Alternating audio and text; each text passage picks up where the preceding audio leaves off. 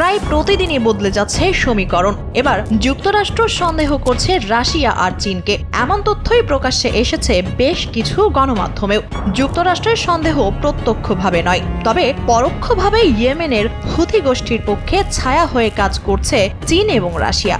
লোহিত সাগর বিশ্ব বাণিজ্যের অন্যতম গুরুত্বপূর্ণ জলপথটি বর্তমানে এক অভূতপূর্ব নিরাপত্তা সংকটের মুখে। যুক্তরাষ্ট্র ও ইসরায়েলি জাহাজের উপর ইয়েমেনের হুথি বিদ্রোহীদের ধারাবাহিক হামলায় এই রুট অনেকটা অচল হয়ে পড়েছে। মার্কিন নেতৃত্বে সামরিক জোটের পাল্টা হামলার মধ্যেও হুথিরা যেন পিছিয়ে যাওয়ার নামই নিচ্ছে না। সাম্প্রতিক এক চাঞ্চল্যকর অভিযোগ এই সংঘাতকে আরও জটিল করে তুলেছে।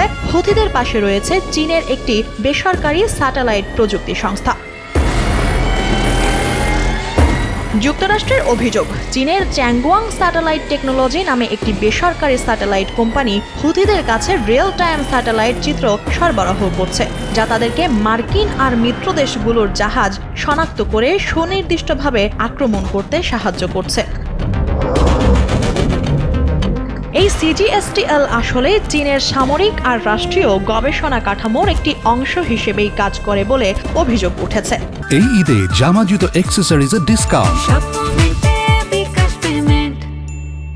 এর মালিকানায় রয়েছে চীনের সেনাবাহিনীর সঙ্গে সম্পর্কিত প্রতিষ্ঠান এবং এটি উচ্চ ক্ষমতা সম্পন্ন ভূপর্যবেক্ষণ স্যাটেলাইট পরিচালনা করে, যা সামরিক কার্যক্রমের ব্যবহারের উপযুক্ত।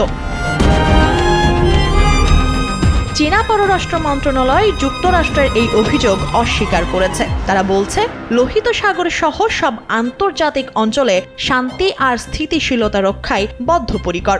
তবে পশ্চিমা পর্যবেক্ষকদের মতে চীন সরাসরি নয়, বরং বাণিজ্যিক ও প্রযুক্তিগত অংশীদারদের মাধ্যমে প্রক্সি হিসেবে হুথিদের সহায়তা করছে, যাতে তারা সরাসরি জড়িত না থেকেও ভূরাজনৈতিক প্রভাব বিস্তার করতে পারে। কিছুদিন আগেও হুথি বিদ্রোহীদের পৃষ্ঠপোষকতা করত ইরান। তবে সাম্প্রতিক বছরগুলোতে চীন ও রাশিয়ার সঙ্গে তাদের যোগাযোগ আর প্রযুক্তিগত সহায়তা বেড়েছে। মার্কিন গোয়েন্দা সংস্থাগুলোর মতে হুথিদের কাছে চীনের ড্রোন কম্পোনেন্ট, রাডার সিস্টেম এবং স্যাটেলাইট ডেটা পৌঁছানো এখন আর অস্বাভাবিক নয়।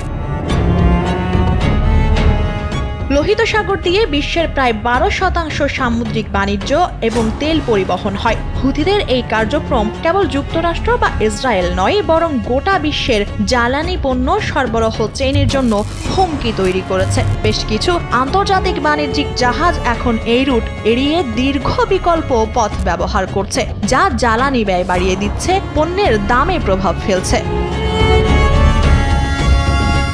যুক্তরাষ্ট্র এবং তার মিত্ররা হুথিদের লক্ষ্য করে একাধিক বিমান হামলা চালিয়েছে। পাশাপাশি হুথি তার সহযোগী প্রতিষ্ঠানের ওপর নতুন করে নিষেধাজ্ঞা আরোপ করা হয়েছে। কিন্তু হুথিদের প্রযুক্তিগত সক্ষমতা যেন ক্রমেই বেড়েই যাচ্ছে, তাই সামরিক ব্যবস্থায় এককভাবে তাদের থামানো সম্ভব নয় বলেই ধারণা। এই পুরো পরিস্থিতি তুলে ধরছে একটি গুরুতর বাস্তবতা, যা আধুনিক যুদ্ধ এখন আর শুধু গোলাবারুদ আর সেনাবাহিনীর ওপর নির্ভর করে না। তথ্য প্রযুক্তি আর স্যাটেলাইট নজরদারি এখন হয়ে উঠেছে নতুন যুদ্ধের অস্ত্র। এক দেশে থাকা বিদ্রোহী গোষ্ঠী কিভাবে আন্তর্জাতিক প্রযুক্তির সহায়তায় জাহাজ লক্ষ্য করে হামলা চালাতে সক্ষম হয়, সেটাই এখন নতুন প্রশ্ন। হুথিদের কার্যক্রম ও চীনের ভূমিকা নিয়ে উদ্বেগ দিন দিন বাড়ছে। যদি বেসরকারি প্রতিষ্ঠানগুলোর মাধ্যমে রাষ্ট্রীয় প্রভাব ছড়িয়ে দেওয়া হয়, তাহলে তা ভবিষ্যতের যুদ্ধনীতি ও নিরাপত্তা চ্যালেঞ্জের ধরন আমূল বদলে দিতে পারে। বিশ্বের বাণিজ্য নির্ভর অর্থনীতির জন্য এটি এক নতুন ধরনের হুমকি, যেখানে কোনো যুদ্ধ ঘোষণা ছাড়াই শুরু হয় এক জটিল প্রেক্ষাপটের সংঘর্ষ।